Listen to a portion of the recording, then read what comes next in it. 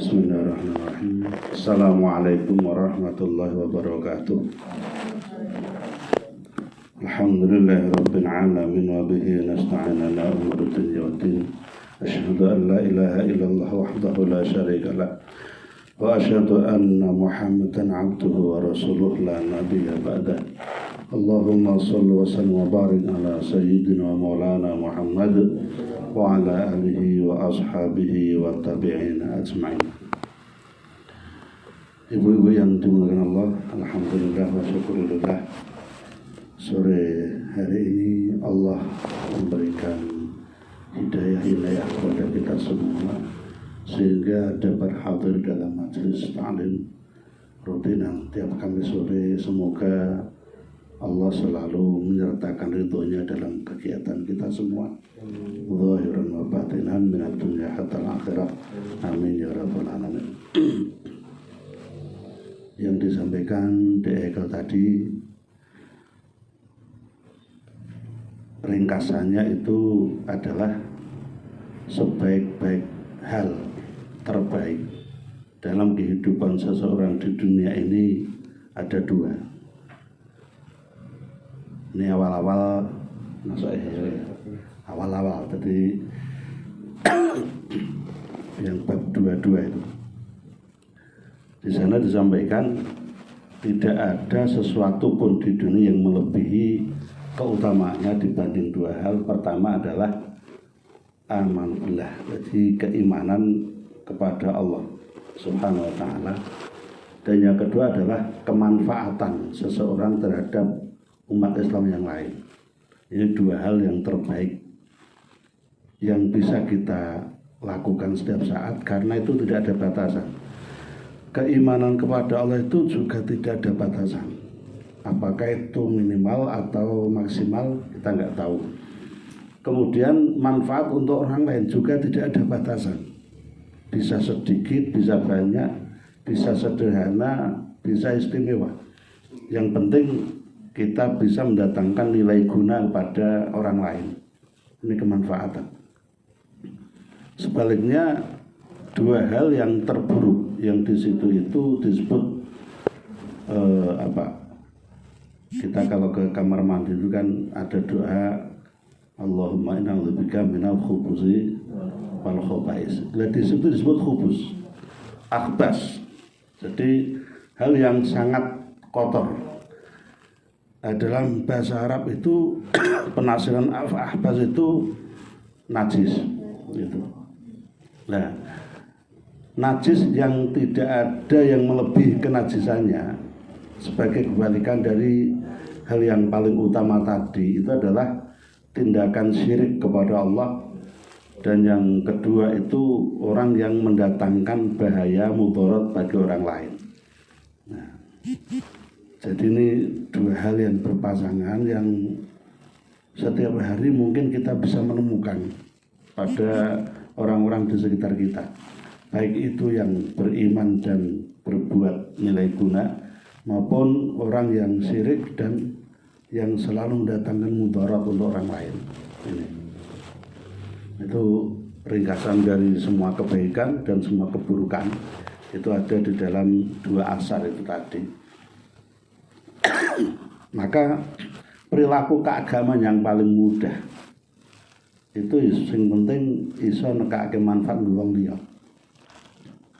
Tembung wong liya itu tidak mengacu pada orang yang di luar keluarga kita. Orang lain itu artinya pertama yang terdekat, al-aqrab, dzawil qurba.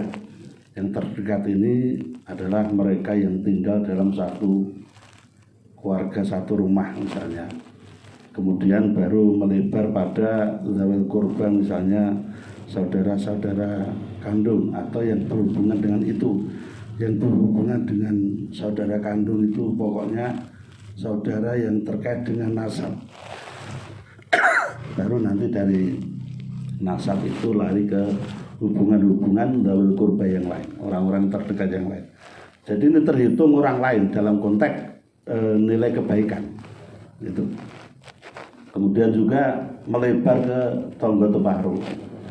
Jadi hidup kita ini bicarane ada nilai guna. ada manfaat untuk orang lain setiap saat. Aruh-aruh ki wis manfaat. Padha wong diaruh-aruhi kan dhek wis seneng. Dan itu sudah merupakan nilai manfaat. Itu. Yo nak arep nyaruke utang wong liya ngene kita yo ora dapat nyaur utang dhewe yo. Ora lunas-lunas. Soale berarti sahur jipone. Biasane wong kok jerokke.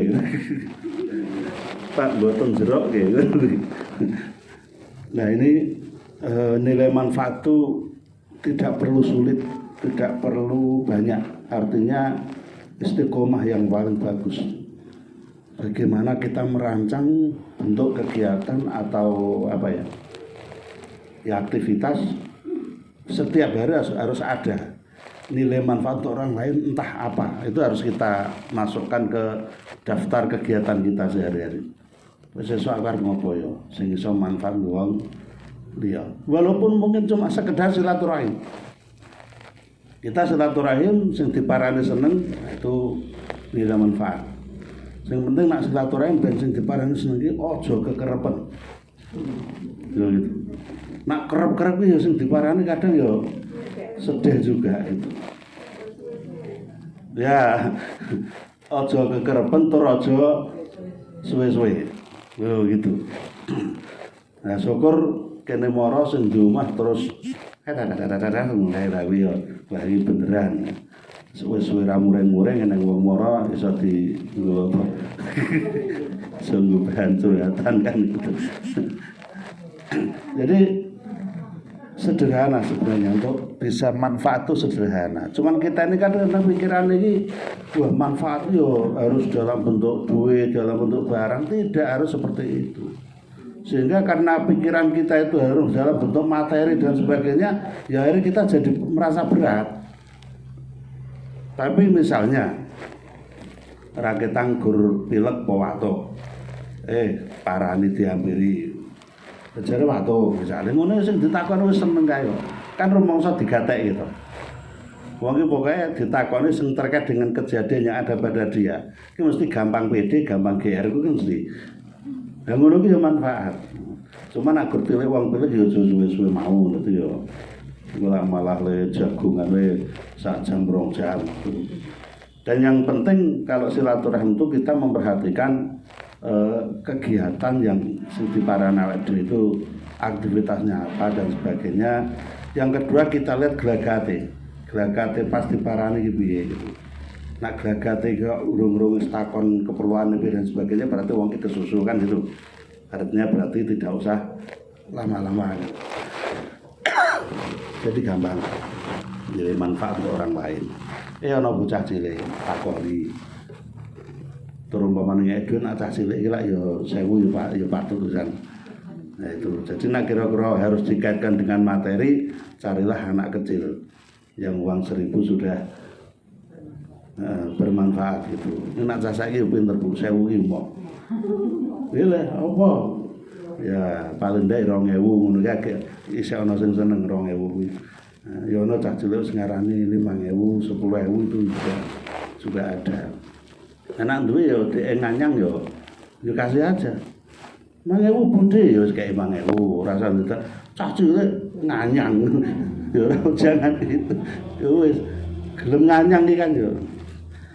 Terus nak jenengan punya apa ya? Langganan ya. Misalnya ada orang langganan kalau datang ke tempat jenengan itu walaupun enggak bilang tapi dia pasti menginginkan pemberian. Itu aja ngeluh. Jangan ngeluh, wis ben wae beneran. Toh dia menjadi langganan kita itu ketok ya sing ngutus ya Gusti Allah ngono wae. Itu. Terus nek nang wong gene langganan njaluk gitu aja didisiki keluh kesah iki ekonomi agak ngene aku kaya jangan. Engko marake dhek iki rikuh. Nah itu, kita besarkan hatinya wis ben apa-apa. Ya wayah nyai. Nek ora nembung wong kulinane njaluk kok ora nembung mungkin wis riko nembung ya dikasih. Aja peh ra nembung terus njenengan ngewe jangan. Gitu. Itu sedekah paling penak iki kan nak sing apa sing disedekah iki mara. Itu sedekah paling penak ora usah ngeterke sak piturute. Nek sing penting ya aja grundelan ning bumi. Kalau langganannya itu jangan. Itu nilai-nilai manfaat yang kita itu bisa berbuat sewaktu-waktu. Nah kepengen ngake cah cilik ya ora kudu mara dhewe, ora kudu nyanggalan dhewe. Anake genti sing kon menehke sambil melatih anak-anak kita untuk bisa berbuat yang manfaat bagi orang lain. Itu. Jadi nak cah cilik iki biasanya penak gitu loh. Nah, itu. Nah, jadi manfaat itu banyak. Makanya khairun nas anfa'uhum linnas. Sebaik-baik manusia itu yang bisa bermanfaat untuk orang lain dan itu tidak ada batasan yang jauh.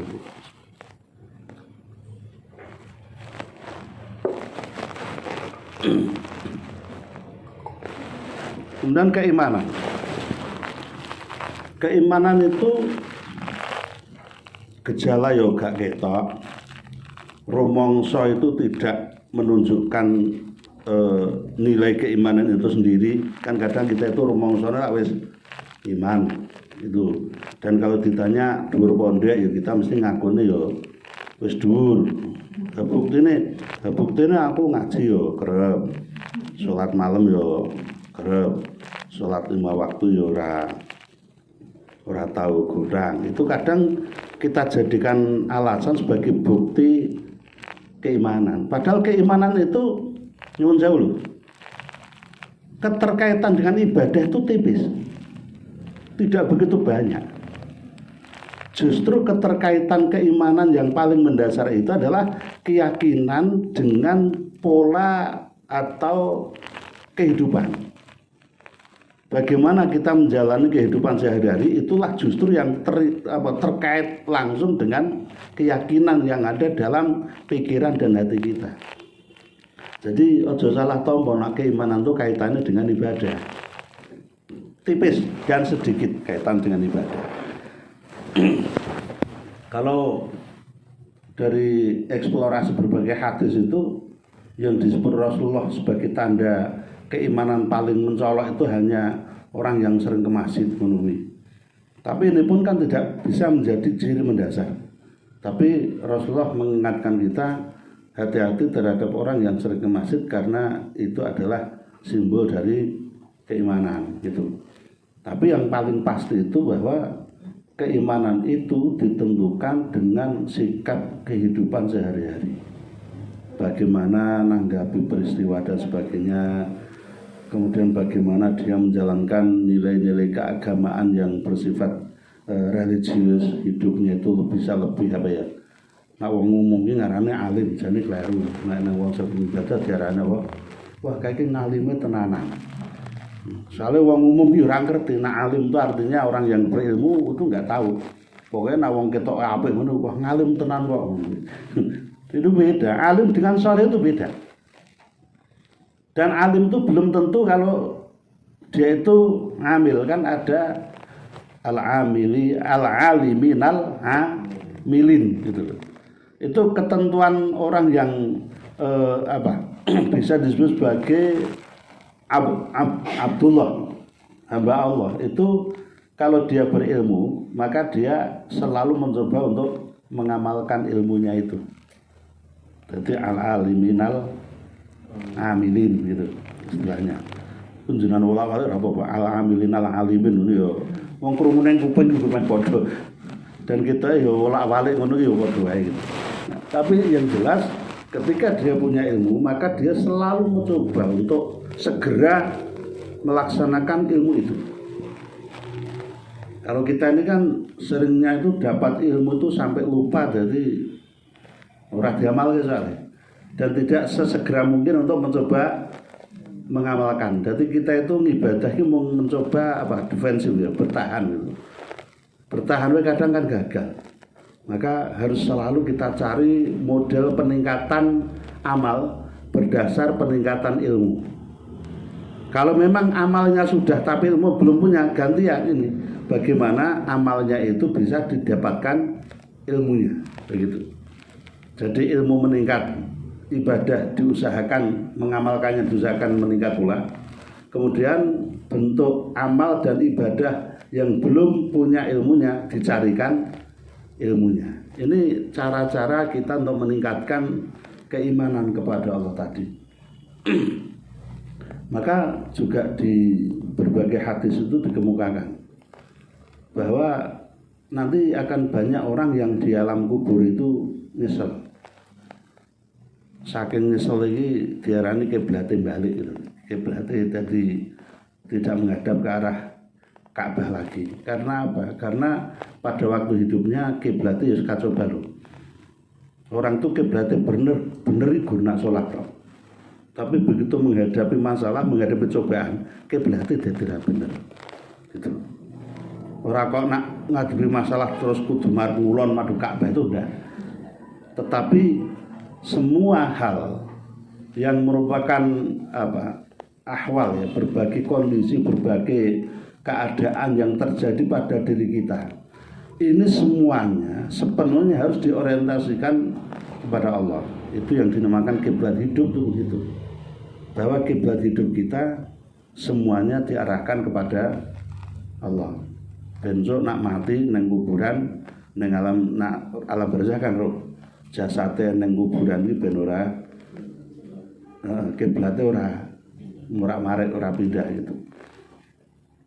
Nak wong duduk kubur ngono kerap saya tanya tuh, tahu ngalam kedadon apa? Saya sering tanya gitu. Anjenengan ada tahun duduk kubur, jadi ya ora tak takoni. Jadi pengalaman orang-orang sing sok gawe apa nggak ke omah wong mati itu warna-warna. Ada yang menemukan jasad yang sudah sekian puluh tahun tapi isih utuh. Ning sing utuh iki yo ana sing wis ngatang-ngatang, wis ora apa tidak menghadap ke arah kiblat lagi. Cuman kalau ngatang-ngatang bagi saya urung-urung patek tak masalah guys. Sebab apa? Sapa kerti dhisik memang le naruh ku yo kleru. Karena memang menghadapkan jenazah ke arah kiblat itu tidak wajib. Itu sunnah. Jadi misalnya ditelentangkan pun ya boleh-boleh saja. Yang penting tidak membelakangi kiblat. Itu hukumnya tidak wajib. Tapi nak ngasek ono mayit marepe ngetan, nek ning dunia lho maksud saya. Atau tidak menghadap atau dia membelakangi kiblat. Itu kan kemungkinannya satu, memang di alam kuburnya kiblatnya berubah. Yang kedua, mungkin bukan orang muslim, kan begitu. Nah orang muslim kan tidak ada ketentuan harus dihadapkan kemana. Mesti nak sing krawat wong Islam dihadapke kiblat. Dia nggak sadar bahwa yang harus dihadapkan kiblat itu hanya orang muslim. Nak kudu wong Islam. Ki wong Islam sing krawat iki kudu takon. Dan miturut agama jenengan niki kudu dihadapke nyang ndi? Harus takon gitu. Jangan mentang-mentang kita orang Islam, kemudian semua orang agama liya barang harus dihadapkan kiblat, itu jangan. Makanya kuburan itu harus dibentuk klaster, berdasar klaster. Jadi sing Islam didhewekke, sing Buddha dhewekke, Kristen dhewekke. Itu hukumnya sunnah. Dan kuburan campur aduk itu kalau menurut Imam Syafi'i haram. Orang muslim tidak boleh dikubur di tempat sing kuburannya campur aduk. Tapi kalau menurut mazhab yang lain makruh saja. Jadi nak orang Islam ini kuburannya kudu khusus untuk orang muslim gitu. Makanya kalau seperti tempat saya itu sudah kita maklumkan ke masyarakat. Pokoknya sing ora Islam ora entuk dikubur neng kuburan sing saya neng iku. Nak rila ya geke kuburan lain. Nak ora ya harus dikubur di tempat lain. Tapi nak di desa-desa lain tempat saya itu ya ora nampa wong non muslim. Maka kita ngasih solusi. Wong non muslim berarti dikubur di tanah milik pribadi. Itu kita kasih solusi seperti itu. Biasanya non muslim di tempat sana itu pendatang. Wong asli ora eneng. Jadi sing wae nek nemokke wong Islam ning wae bae tekan mati ra tau salat arep dikok endi ngono ya wae. Makanya kita biasanya cari solusi wong sing ora patek ngibadi ras regep itu didokokke Syekh Kidulitan Tenggara ya. Kita kasih tempat ning Tenggara, arah Tenggara dari kuburan setempat. Jadi kita sendirikan di sana. Kuwi jejere sing sebelah loreng ngono iki biasanya makam anak-anak yang belum dewasa. Itu tadi ada klaster-klaster seperti itu. Jadi orang yang belum balik pun harus ada klaster tersendiri, tempatnya tersendiri. Ini mengacu pada model tata letak surga itu yang ngono itu. Jadi sing ono tata letak itu ora tata ruang kota saja. Tapi tata ruang surga itu surga khusus untuk anak-anak ada, surga khusus untuk orang gila itu juga ada. Wong edan, nak ngedan yo ora nang swargane gitu. Nah, jadi kita harus selalu mencoba tiap hari itu ada kemanfaatan yang kita perbuat untuk orang lain. Walaupun itu sifatnya sederhana. Jangan sampai ada hari yang kosong dari kemanfaatan terhadap orang lain. Karena kemanfaatan terhadap diri sendiri itu nilai di hadapan Allah itu ya enggak plus. Itu biasa saja. Wong sregep tahajud ning gur dhewe itu biasa-biasa saja. Tidak luar biasa. Karena bagi Rasulullah yang luar biasa itu wong sing tahajud dan bisa membangunkan pasangan dan anak-anaknya untuk ikut tahajud, itu baru luar biasa. Yang luar biasa kemanfaatan untuk yang lain, bukan untuk diri sendiri. Nah kan rasanya wong ibadah itu kan mikir awake dhewe. Suami istri runtang-runtung nang masjid tiap salat 5 waktu, anake ora tau. Ya ora tau dijak. Nak dijak ngengkel iki wis ora masalah, ning nak ora tau dijak. Iki wong tuane wis sregep ngono iki ora patek ning gunane. Itu. Karena konsep jamaah itu intinya bukan bareng-bareng Bu, ini lenjo ngajak orang lain. Ini konsep jamaah.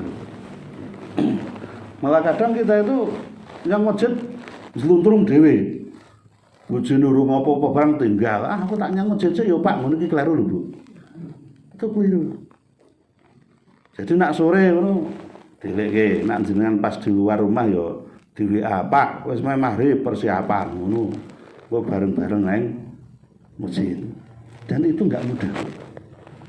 Ngejak bojone dhewe, ngejak anake dhewe itu ternyata tidak mudah. Gitu. Kadang sing kakung dijak ngene lha jebale sing nak tok. Alah sono swargamu nggono dhewe aku tak golek dhewe. Ya ono sing jawab ngono ya nek. Gitu. Apa nek cah nom-nom ngono kuwi.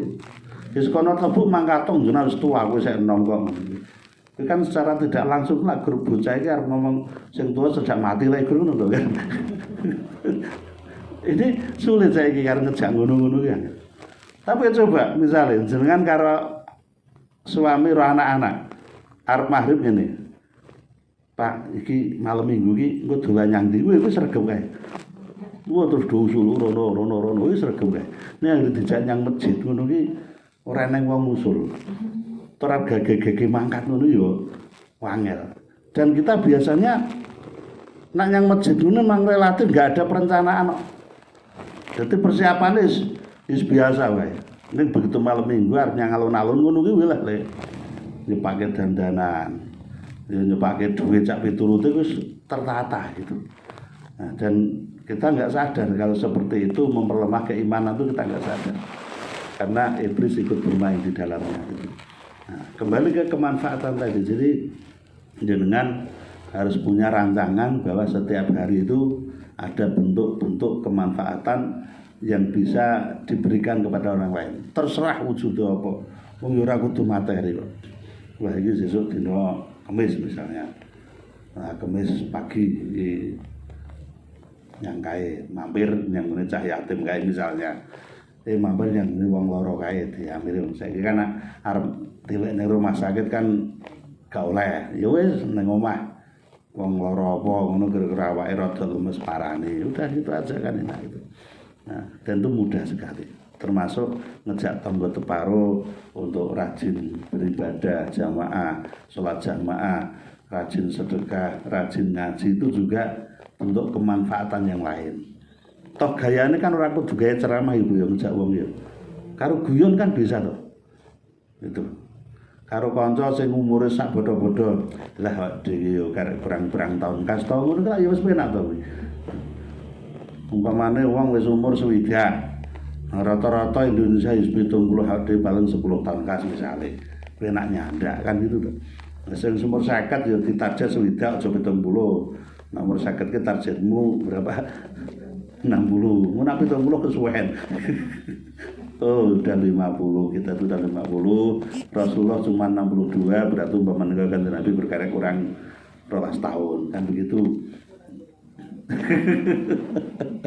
Wis ngono nak Jawa karo ngono kan enak lah.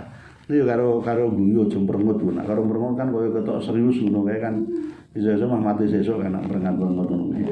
Jadi dengan senyum enak gitu. Adikes tuwa rasane neko-neko. Saya penting karo nyambut gawe golek nafkah donya ini ya karo golek sing dienggo sangu nang akhirat kan gitu. Dan nek umur 60 wis 50 karo orang 10. Iki sing 10 tahun kuwi nek iso nambah sing 50 tahun. Kan begitu loh. Gitu. Ngono ki biasanya nak kanca akrab ki lebih mengenal lah model kayak gitu tuh lebih mengenal. Dan itu juga mengingatkan diri kita sendiri bahwa kita itu juga berlomba dengan waktu. Repotnya itu kan entah usia berapapun itu ketoknya yang bisa diperbuat itu raiso maksimal. Untuk alam akhirat itu nggak bisa maksimal untuk kita. Karena setiap waktu itu kita juga diuji oleh Allah dengan berbagai kebutuhan duniawi. Nah, sehingga kadangnya malah repot yang ibadah itu kan ujian-ujian duniawi itu. Dan ketika bicara ujian duniawi ya orang ngaruh, entah itu wong ra duwe apa wong duwe enggak ngaruh, sama saja. Wong wis duwe kaya apa itu tetep wae semangate golek donya itu tetep menggebu-gebu. Ning semangate ning ngumpulke nang akhirat wis rumangsane wis akeh mulane ya. Wah aku wis akeh lho anu sedekah awet biyen mula misale. Salat ya cilik kan begitu kan rumangsane kan akeh banget. Enggak sadar kalau usianya terampas lebih banyak untuk dunianya gitu. Nah, jadi kemanfaatan untuk orang lain itu perlu dirancang dan perlu program. Tidak hanya sekedar pas sempat lakoni ora itu jangan. So, itu program ngono Gusti Allah sing perintah Kanjeng Nabi yang menyampaikan. Jadi hal-hal yang penting itu oleh Rasulullah selalu dihubungkan dengan konsep afdoliyat itu selalu dulu ke situ. Pokoknya kalau Rasulullah itu sudah nyinggung persoalan keutamaan afdol itu berarti hal yang sering dilupakan orang. Sementara kedudukan di hadapan Allah itu sangat besar. Makanya Rasul dikatakan itu bersifat fadhil tadi, berbagai keutamaan tadi. Nah, lucunya lagi sekarang itu hal-hal yang terkait dengan fadhilul amal itu malah dikatakan itu hadisnya dinding dhaif maudhu. Ini perlu saya sampaikan kembali. Ada nak amal apik itu ora perlu gagas hadisnya. Karena kita bukan ulama hadis yang jelas itu. Tapi begini, tidak semua amal baik itu hadisnya sahih. Amalnya sahih. Jadi amalnya sahih, ning bisa jadi hadisnya dhaif, bahkan mungkin hadis palsu. Maka yang kita pakai itu adalah konteks dalil umum. Amanu wa amilus sholihat, ya sudah. Pokoknya nak ngamal apik kuwi ora gagas hadis. Dalam sholat pun setiap gerakan itu ya ono hadis sahih, ono hadis dhaif. Lah kalau kita ini selalu bicara bahwa hadis dhaif tidak boleh dipakai, ada iso sholat. Karena setiap gerakan, setiap bacaan ada yang dhaif, ada yang sahih. Nah kalau kita nggak mau memakai yang ada hadis dhaifnya, lah harus sholat piye? Nggak bisa. Itu. Dan persoalan hadis dhaif dan maudhu itu tidak bicara tentang materi, tidak bicara tentang isi hadisnya. Konsep sahih, kemudian kalau Imam Tirmidzi menambahkan hasan, lalu ada dhaif dan maudhu dengan berbagai variannya itu hanya terkait dengan dua hal. Pertama persoalan riwayat, yaitu terkait dengan para perawi atau rijalul hadis. Yang kedua terkait dengan matan hadis, kalimat teksnya itu. Dan yang dikaji bukan teks dalam arti isinya bukan, tetapi ini kalimat ini bener saka Kanjeng Nabi apa ora, hanya itu aja. Jadi mungkin maksudnya pas karo ngendikane Kanjeng Nabi, cuman kalimat ini oleh perawi sudah agak nyimpang misalnya. Bukan bahasa Nabi. Ini pasti kedudukannya dhaif atau maudhu. Ini isine sahih. Oh gitu. Enak ngono iki lak ya Pak. Makanya saya kalau ngajar di sini ra tau ndedakan iki hadise dhaif jenengan yo ora ngerti kan. Iki maudhu wis ora usah. Sing penting yo iki amal ya apik ngene dari Al-Qur'an iki nak perlu hadis iki paling tidak kitabnya ini itu sudah. Wis ade ngono ki penak gitu. Nah orang sekarang tuh sibuk ngurusnya hadis dhaif maudhu sementara dia bukan ahli hadis. Tuh apa tak ngerti. Ngaji rong minggu mulai iku dhaif. Dhaif ning ditakoni kan gak kena. Wis pokoke dhaif nek kondo guruku ngono. Oh nek kondo gurumu sesuk tolong takokno. Kalau saya gitu, sesuk tolong takokno kedhaifan hadis ini di mana. Saya selalu gitu. Kita itu tidak punya kapabilitas untuk menilai hadis. Wong ade iki guru mustami kok, guru wong ngrungokke. Nampa wae. Ngono. Artinya napa begini, hal-hal yang tidak sesuai syariat tidak boleh dilakukan. Kan cukup itu ya Bu ya. Tapi hal-hal yang memang diperintahkan oleh syariat dan sesuai syariat itu kita lakukan. Tugasnya dhewe guru ibu. Tugas dhewe rasa ngarane hadis dhaif apa maudhu. Kita juga tidak usah bicara iki ayat muhkamat apa mutasabihat, ora perlu. Ini nasah apa mansuh, ora perlu. Itu tugas ulama sing ulama. Jenengan kita ya gak roh iki. Nah, iki ngertine pokoknya Quran itu ya segitu tuh berlaku tekan kiamat kabeh kan gitu kalau kita.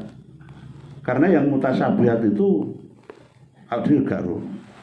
Terus misalnya ini mana ayat-ayat dimansuh kita juga nggak tahu. Tapi ayatul ahkam itu biasanya para ulama mengatakan nasih mansuh itu hanya untuk menunjukkan gradasi saja, tingkatan-tingkatan saja. Artinya nak kondisi ini ayatnya pakai ini, kondisi begitu pakai itu, cuma gitu aja. Dan itu pun kita juga nggak perlu tahu. Jenengan orang ngerti kira dosa. Gitu. Jenengan orang ngerti hadis sahih yo ora dosa. Karena bagi orang awam itu yang penting adalah amaliyahnya. Nah itu. Menak sing ngono-ngono mangsarake para ulama wae. Nah ulama kleru sing dosa ya ulama mboten jenengan. Itu. Lah nyuwun sewu jenengan nak bareng ngrungokke YouTube apa ora usah terus gagil-gagil melu-melu itu hadis dhaif ora usah. Mergo jenengan ora ngerti. Iku kan gur miturut YouTube hadisnya dhaif maudhu wis ben kono sing rembuka jenengan gak usah. Karena hadisnya dhaif maka saya tidak mau pakai aja ngono sih. Saya bisa menunjukkan semua gerakan dan bacaan salat itu ada hadis dhaifnya. Bahkan yang maudhu ada juga. Itu semua gerakan salat.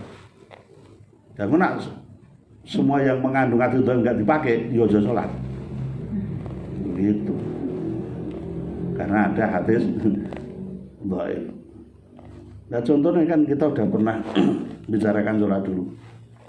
Lalu nyatane gur ngangkat tangan gur takbir itu ikram yo ana warna pirang-pirang, ana sing sak kuping, ana sing sak dodo, ana sing sak ngisor dodo. Lah iki sing arjenan nggo sing ndi lak yo jenengan ya bingung ta. Wah bandingke hadis sesek, lha mau bandingke lho setahun tak cukup. Kenapa bandingke misalnya 7 hadis.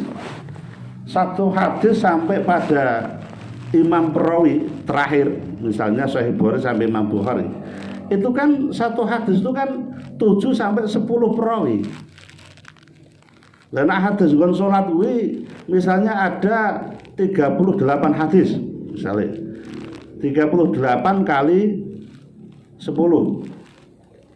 380. Jenengan ki kudu teliti 380 uang. Iki dek cilik tau ngapusi ora. Terus gedene iki dadi wong lalen ora itu kan diteliti agek iso nentokke hadis iki sahih apa dhaif apa maudhu. Salah satu contoh itu kontroversi tentang perawi hadis Ibnu Lahiyah. Itu hadisnya banyak, dikutip oleh para perawi hadis, semuanya pasti ngutip dari beliau Ibnu Lahiyah. Tetapi akhir-akhir hadis yang berasal dari Ibnu Lahiyah harus dianggap dhaif semua, tidak boleh dianggap sahih. Akhirnya begitu. Goro-goro ini sepele. Kurang 3 tahun sebelum meninggal Ibnu Lahiyah ini, kurang 3 tahun sebelum meninggal, rumahnya kobong, seluruh kitabnya ludes, stres. Nah, bar stres ngono kuwi ditakoni satu hadis, dia lupa. Gor-gor lali sak hadis, semua hadisnya dijadikan dhaif. Iki guru-guru omah kobong. Dan nek ngasek dhewe bakul pasar lah ya pasare kobong kan ya kira-kira hadisnya ya dhaif kabeh kan. Jadi sampai seteliti seperti itu. Padahal hadis sebelum beliau itu kebakaran rumahnya itu semuanya sahih, bagus semua. Ini guru-guru lali siji tok.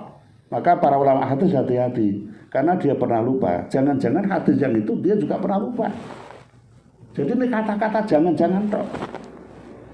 Akhirnya semua hadisnya dianggap sebagai hadis dhaif, padahal awalnya sahih. Dan itu padahal tidak berubah. Setelah beliau mengalami kejadian itu sampai meninggal, hadisnya tidak berubah, baik perawi maupun matan hadis, sanad maupun matanya nggak pernah berubah. Tapi para ulama hadis hati-hati, wes dhaif semua saja. Cari perawi lain yang tidak pernah lupa. Nah, awak dhewe ngriwayatke hadis ya lah maudhu kabeh. Wong laline kerepe ra umum. Iku esuk-esuk bar sarapan jam 10 aku dhewe ngeleh menurung mangan mau gini. Itu kita. Maka dalam ibadah kita itu enggak perlulah bahas iki dhaif apa maudhu dan sebagainya. Kalau jenengan terima dari ustaz jenengan ini hadis dhaif, tanyakan dulu kalau sebelum menyampaikan ke orang lain ya. Baik aku diulang hadisnya kayak dhaif, padahal hadisnya itu umum. Bagi sesuk tangga-tanggaku kudu tak kandhani. Sebelum ngandani tangga-tangga, mang takon sing ngandhake sik, ini dhaifnya di mana tak? Tanyakan aja. Gitu. Nah, engko nek ustaz gak iso wis pokoknya itu dhaif, jangan diterima. Ya dhaif kan kita harus tahu penyebab kedhaifannya mana, apa, bagaimana itu kita harus tahu. Karena kita harus bertanggung jawab di hadapan Rasulullah terkait dengan hadis. Jenengan bilang ke orang lain ini hadis dhaif kok nyatane sahih, jenengan sudah dianggap berdusta kepada Rasulullah. Hadis dhaif kan jenengan sahih ini karena pas dengan dirinya, itu berdusta kepada Rasulullah. Itu man kadzdzaba muta'ammidan terus karena dia ma'adahu minar gitu. Barang siapa yang dengan sengaja berdusta kepadaku atas namaku Rasulullah, maka dia sudah menempatkan bokongnya nang neraka. Ya enak bokong nang neraka ya kabeh awake nang neraka ya ora perlu bokong tok. Jadi bicara tentang hadis kita harus hati-hati. Kita nak rembukan wong wis penak wis. Ya iki nak leku krungu iki ngamale ngene iki ora usah bilang iki hadis ngene. Kita bukan tempatnya di situ. Kita harus sangat hati-hati ketika kita bicara tentang hadis dhaif, maudhu, sahih. Lebih gampang bicara Quran karena Quran itu mesti kabeh sahih kan begitu. Ayatnya mesti isine kabeh. Persoalan dalil rapas ki urusan kere ini nak Quran itu wis luwih penak lah. Itu. Makanya kadang saking rumitnya hadis itu sampai ada ulama yang rasa nganggo hadis Quran wae ada yang begitu. Itu cuma saking bingungnya dia itu. Nah ahli hadis ya enggak juga. Quran itu pelengkapnya harus dengan hadis. Di Indonesia kan ada kelompok-kelompok yang tidak mau memakai hadis. Dulu Islam jamaah. Jadi Inkarus Sunnah itu berubah menjadi berbagai organisasi. Awalnya Inkarus Sunnah, terus menjadi Islam Jamaah, terus pernah jadi Limkari. Ya sekarang ada tapi saya nggak nyebutkan, tarai fitnah. sekarang ada, dan itu lanjutan dari ingkar sunnah itu. Merasa nganggo hadis, cukup Quran surat ini ayatnya bunyinya begini, artinya begini. Lah dia mudeng saka artine bukan dari ayat. Ini repot juga. Quran kira mungkin bahasa Indonesia itu. Hubungannya bahasa Jawa. Quran itu pasti bahasanya bahasa Al-Quran yang lebih dekat ke bahasa Arab, bukan bahasa Arab. Juga itu kan gampangan itu bahasa Arab kan. Itu bahasa Quran yang lebih dekat ke bahasa Arab. Walaupun memang ada yang menyatakan bahwa Quran itu Al-Arabi, jadi bahasa Arab, tapi itu untuk mempermudah pemahaman orang, karena bahasa Quran itu ada bahasa-bahasa Quran yang tidak dikenal dalam bahasa Arab. Begitu. Wong Arab ini bingung. Jenengan kan mungkin pikirannya nak wong Arab itu mesti mudeng Quran. Enggak. Mayoritas orang Arab Saudi ora mudeng Quran. Ya iso maca.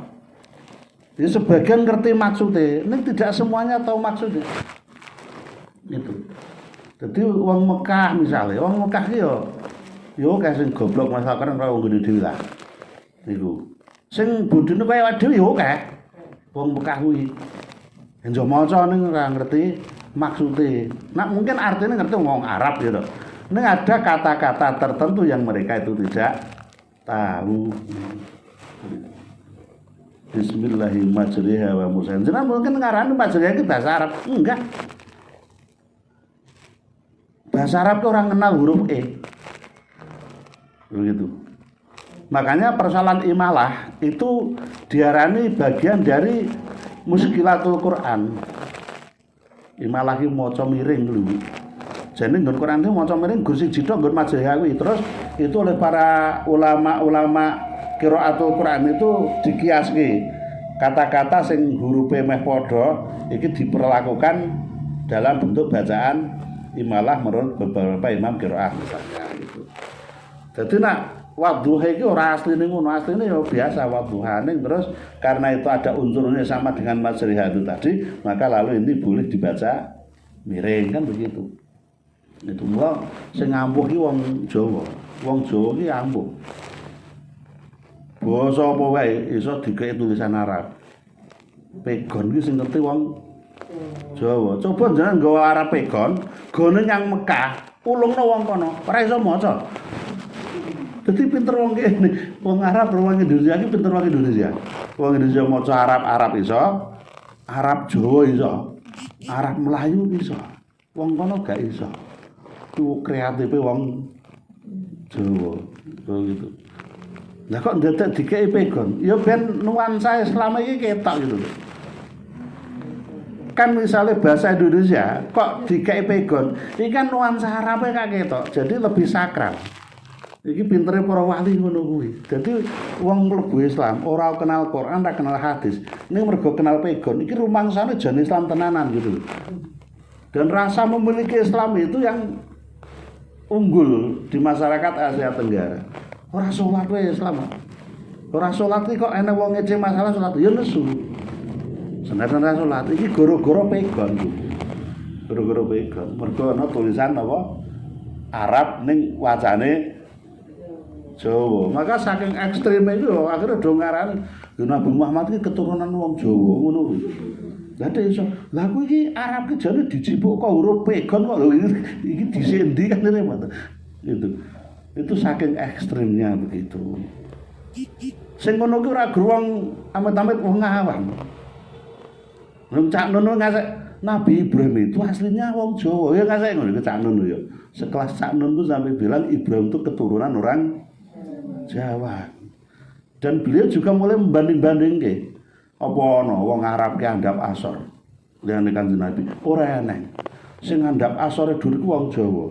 Ada kemungkinan Nabi Muhammad ki keturunan wong Jawa. Sing luwih rada gendeng meneh iki Nabi Sulaiman. Apa eneng Arab ki nganggo su ngarepe? Ora eneng. Sing eneng su itu wong Jawa. Dadi Nabi Sulaiman itu wong Jawa. Sampai gitu. Dan itu profesor itu sing ngono kuwi itu. Sama Pak Fahmi Bahasa. Oh itu pinter wongnya. Lah aku ya kadang ki rembukan rupiah bagi ya bingung juga iki. Saya kan pernah ketemu ngono iki Pak Wamen jan niku kok yakin tenan. Wah yo jangan tanya gitu yo. Jangan tanya gitu, tapi ini menurut pemikiran saya karena Sulaiman itu kan di Indonesia kan ada yang banyak tempat-tempat yang lebih dekat bahasanya ke Nabi Sulaiman. Di Arab, di Yaman nggak ada. Sulaiman itu sendiri kan di Jogja ada Sleman. Begitu. Jadi Sleman itu tempat tinggal Nabi Sulaiman dulu. Loh kok bisa? Loh jelas karena itu berdekatan dengan Candi Boko dan Wonosobo. Yang ada istilah Sabak itu cuma di Jawa. Wonosobo itu alas Sabak, tempatnya Ratu Bilqis. Ngono iki. Loh kok iso nang ngono? Iya, karena ada ada Prabu Boko yang candinya ada. Itu tempatnya sesuai persis dengan yang digambarkan dalam tafsir Quran. Ada tempat ibadah yang selalu bersih karena tidak pernah dibersihkan oleh manusia tapi oleh jin gitu. Kemudian di Prabu Boko itu di sana ada bukti dari gambar-gambar yang relief candi Borobudur.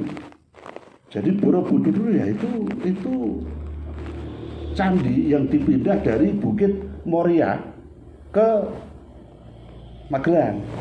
Ya Moria Moria Kudu sana. Wah, soalnya asik loh Bu. Wah, jenengan mana tak terangke ngono ora karo guyu percaya kok dadak. Karena kita tuh kadang punya semacam sense tersendiri dengan tempat-tempat yang dekat dengan kita.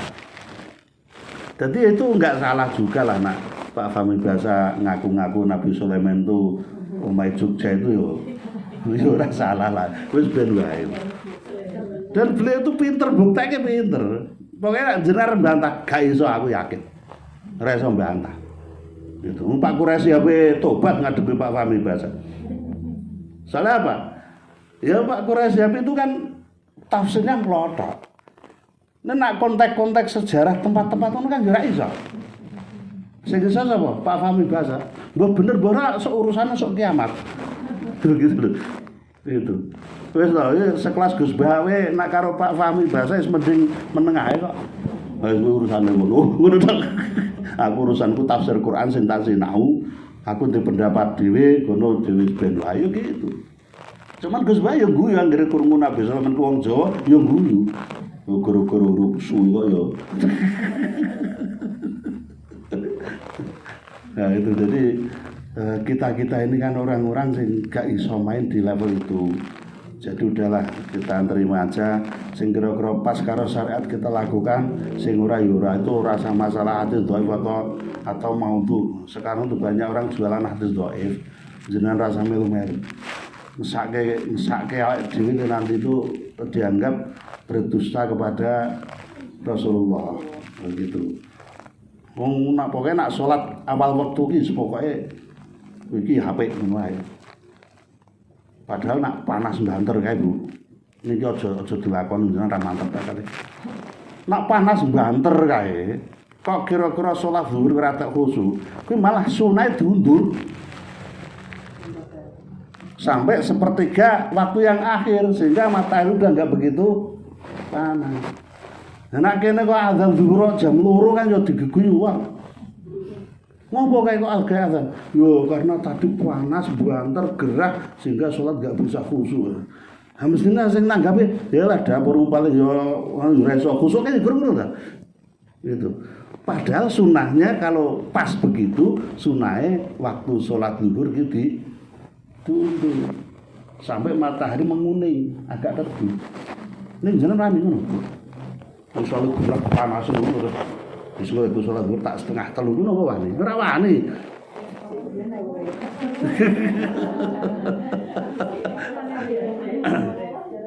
Salat Isya misalnya. Salat Isya itu paling utama dilakukan diundur sampai tengah malam. Tengah malam lho, ora seperti malam terakhir lho. Kuwi wong keset nak kuwi. Tengah malamnya itu ya antara setengah 12 sampai setengah 1. Itu. Nek kan awake dhewe arep golek wektu afdal, hate nyai temen kan yo ngono lho. Lho gitu.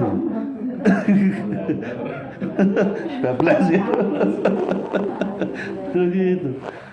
Terus saya itu umpamane ya. Misalnya saya itu gaweane kon ngimami. Kok tiba-tiba ngisak ra tau ketok. Kok takoni wong ya iki lho utama salat isya iki pancen 11:30 kan masyarakat sih kuwi dalile apa kan ya ngono masyarakat.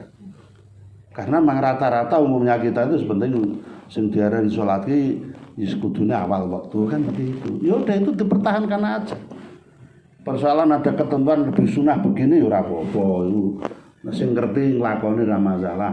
Ning nek ora penting melu wong-wong wae umume iki wong ngene dhewe salat yang utama itu awal waktu. Ya ngono wae harus dilakoni kan enak. Beda dengan waktu asar. Waktu asar itu nak mendung harus awal waktu. Oh gitu beda. Dadi ngasar karo zuhur itu sifatnya salat itu wis beda meneh. Oh gitu. Ning kan sing rinci-rinci ngono nak dhewe ora usah nyinau ya to. Alah sepenting nak agak gelem ya awal waktu, nak agak males ya sak gelem kan gitu kita gitu. Lo kadang sing mondok ya ora rinci ngono ya. Iya, nang pondok itu ya ora dipelajari sampai serinci itu. Karena persiapan pondok itu kan kiainya menghendaki nanti generasi sing pondok itu di masyarakat bisa menjadi leader ibadah.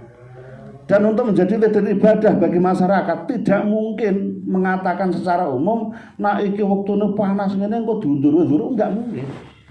Karena pasti akan ditolak gitu. Pun azan. Ya alhamdulillah itu. Dikit buka dulu urung tahu. Urung terus ya. Oke, ada kekurangan kekhilafan mohon maaf, semoga bermanfaat. Wassalamualaikum warahmatullahi wabarakatuh.